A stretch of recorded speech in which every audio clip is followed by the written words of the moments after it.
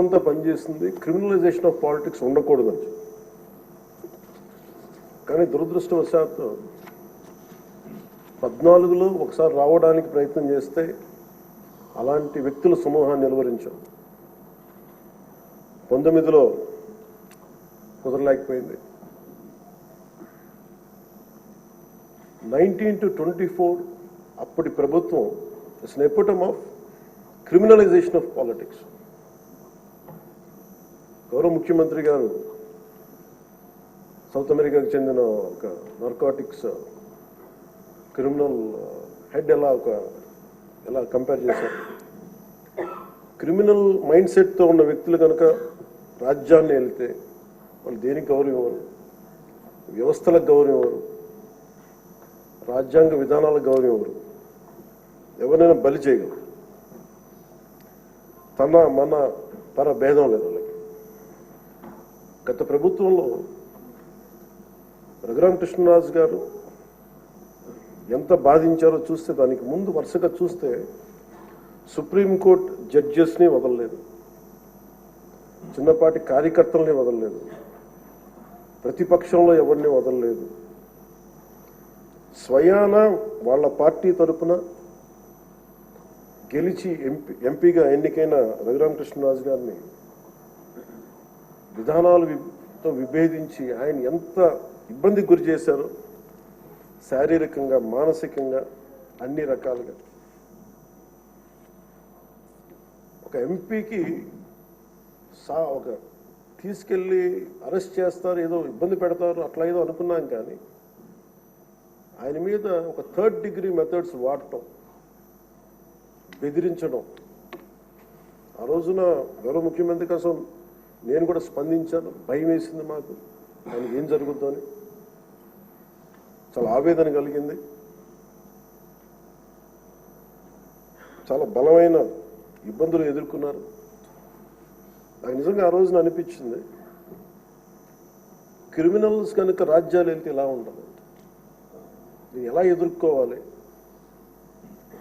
So ఈ ప్రభుత్వం తాలూకు వ్యతిరేక ఓటుని చీలనివ్వకూడదన్న నా ఆకాంక్ష ఈ రోజున మిమ్మల్ని ఈరోజు డిప్యూటీ స్పీకర్ పదవిలో చూస్తుంటే నిజంగా నేను ఆ రోజు నా ఆవేదన, నా ఆక్రోశం ఈరోజు మీ రూపంలో డిప్యూటీ స్పీకర్గా మీరు ఉండటం నాకు నిజంగా చాలా చాలా ఆనందంగా. ఇక్కడ మొన్న ఆ రోజు మీరు కూడా ఉన్నారు, మనం సభ ప్రారంభమైనప్పుడు. దాదాపు ఇక్కడున్న సభ్యులందరూ కూడా దాదాపు 80% సభ్యులు, మన అచ్చెన్నాయుడు గారి దగ్గర నుంచి, మీ దగ్గర నుంచి, చంద్రబాబు నాయుడు గారి దగ్గర నుంచి అందరూ కూడా ఏదో ఒక రకంగా క్షోభ అనుభవించిన వాళ్ళు, బాధలు అనుభవించిన వాళ్ళు, సోషల్ మీడియా అబ్యూస్ని భరించలేని, నాటి 100% అందరూ ఏదో ఒక విధంగా సోషల్ మీడియా అబ్యూస్ అయితే జరిగింది.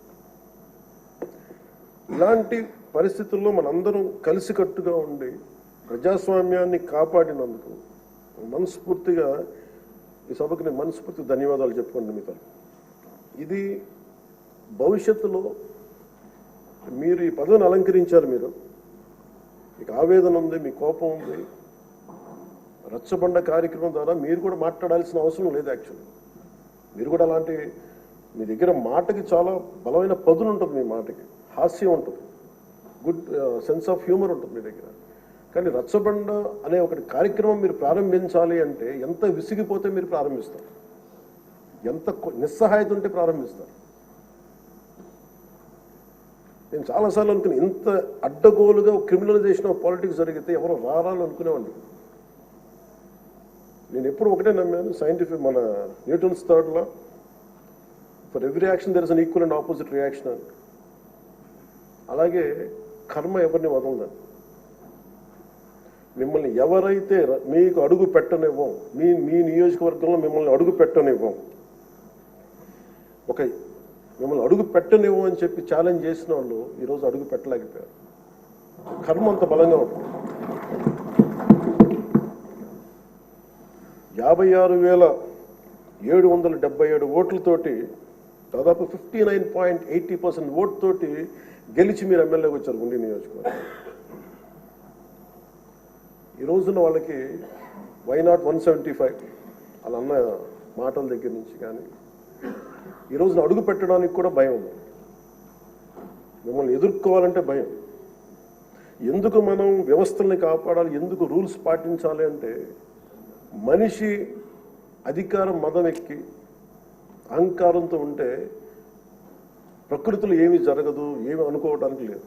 దానికి నిదర్శనమే సభ, దానికి నిదర్శనమే మిమ్మల్ని ఎంత హింసించి మీరు డిప్యూటీ స్పీకర్గా 14 ఏళ్ళు సుదీర్ఘమైన అనుభవం ఉండి ఒక నవ నిర్మాణాన్ని సైబరాబాద్ లాంటి ఒక కొత్త నిర్మాణాన్ని సిటీని నిర్మించిన ఒక అనుభవజ్ఞులు ఆయన ఇబ్బందులు పాలు చేసి జైల్లో పెట్టి నలిపి, నాకు చాలా భయం ఉండింది. మిమ్మల్ని అరెస్ట్ చేసినప్పుడు మీరు ఎట్లా వస్తారో బయటకు, అంత భయం ఎలా ఉండిందో.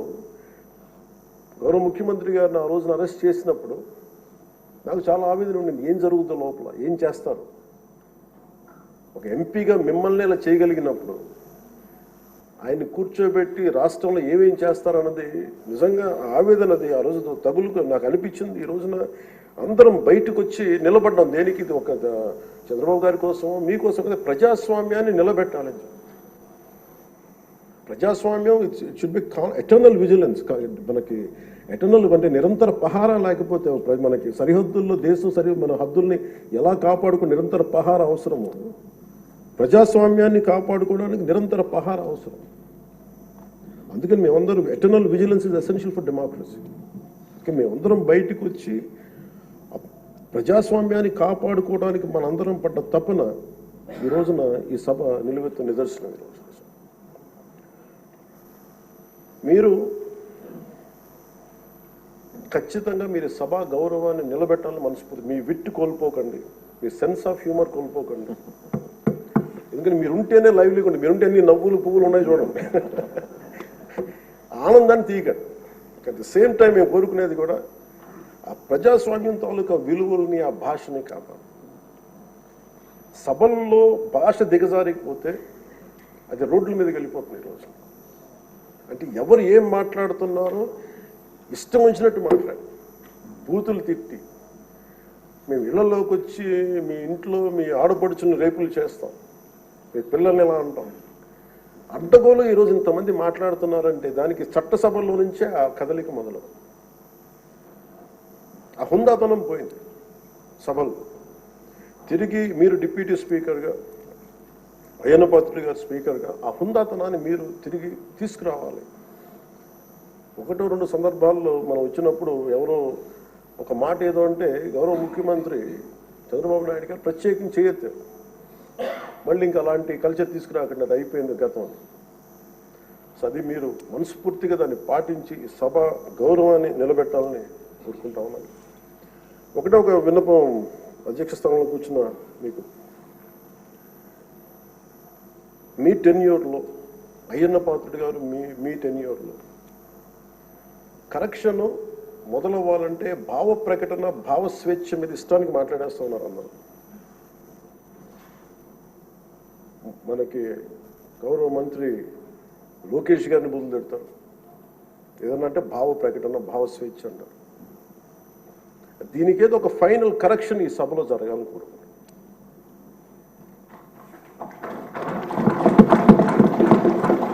అంటే ప్రజలు నోరెత్తి ప్రకటన జరగాలి. డిసెంట్ ప్రజాస్వామ్యంలో dissent in democracy is very essential.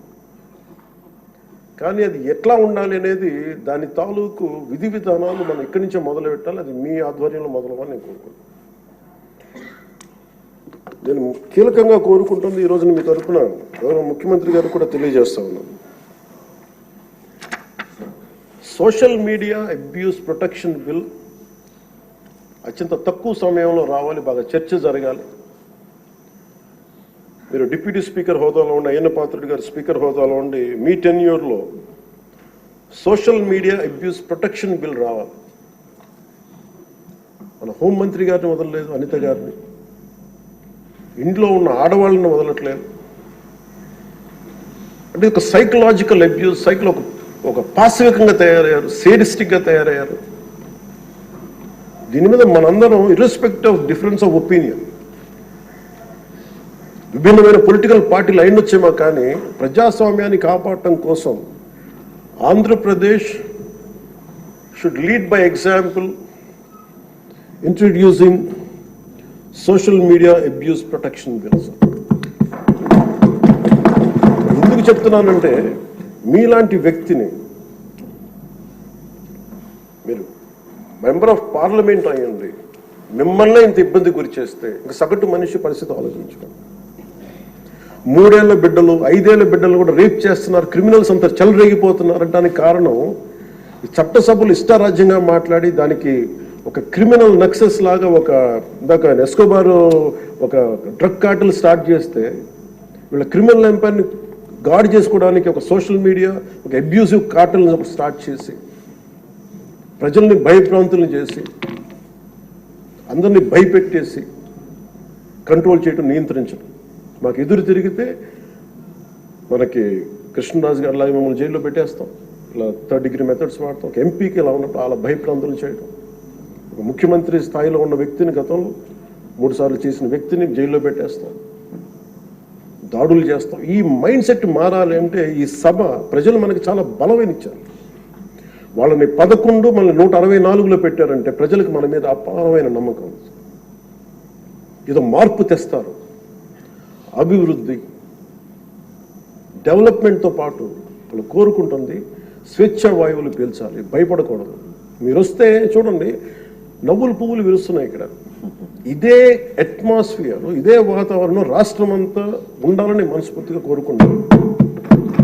మనం ఎంత ఆనందంగా నవ్వుతున్నాం. మనం సీరియస్ ఇష్యూస్ మాట్లాడుతున్నాం, మనకి వ్యతిరేకమైన విభేదాలు ఉంటాయి, అభిప్రాయ భేదాలు ఉంటాయి, ఒకటి సాధించుకోవడానికి భిన్నమైన అభిప్రాయాలు వస్తాయి. కానీ ఇదంతా కూడా చాలా సుహృద్భావ వాతావరణంలో జరగాలని నేను మనస్ఫూర్తిగా కోరుకున్నాను. సో మరోమారు మీరు పడ్డ వేదన, మీరు చేసిన పోరాటం, సినిమాల్లో హీరోలు, నేను కూడా చేస్తాను కాబట్టి చెప్తున్నాను, దెబ్బలకి నటించడం చాలా కష్టం. దెబ్బ పడితే వేరుగా ఉండదు. కానీ మీరు నిజ జీవితంలో దెబ్బలు తిన్నారు. ఎంత శక్తి కావాలి, ఎంత పోరాట పటిమ కావాలి, ఎంత శౌర్యం ఉండాలి, ఎంత ధీరత్వం ఉండాలి మీకు. ప్రభుత్వం వస్తో లేదో తెలియదు, మళ్ళీ వాళ్ళే రావచ్చు, కానీ తట్టుకొని మీరు నిలబడ్డారు చూసారా, దానికి మీకు హ్యాట్స్ ఆఫ్ సార్. వండర్ఫుల్. మీరు ఎలా నిలదొక్కున్నారో, మీరు ఎలా ధైర్యంగా ఉన్నారో అది రాష్ట్రం అందరికీ మమ్మల్ని కోరుకుంటున్నాం. మీది ఏది కోల్పోకండి. మీ సెన్స్ ఆఫ్ హ్యూమర్ మటుకు 80% కోల్పోకండి. మీరు రచ్చబండలో ఒకప్పుడు చేశారు కాదనలేదు, కానీ మీ ఎంజాయ్డ్ ఇట్. కానీ మాకు భవిష్యత్తులో మళ్ళీ దాన్ని మీరు టోన్ డౌన్ చేస్తారు, ఎలా చేస్తారో తెలియదు, కానీ మీ సెన్స్ ఆఫ్ హ్యూమర్ కోల్పోకుండా సభని హుందాగా నడిపి తిరిగి విలువలు ప్రతిష్ఠించమని మనస్ఫూర్తిగా కోరుకుంటూ మీకు మరోమారు మీకు అవకాశాన్ని ఇచ్చిన నారా చంద్రబాబు నాయుడు గారికి, సభ్యులందరికీ కూడా మనస్ఫూర్తిగా ధన్యవాదాలు తెలియజేసుకుంటూ మీకు శుభం కలగాలి మనస్ఫూర్తిగా నేను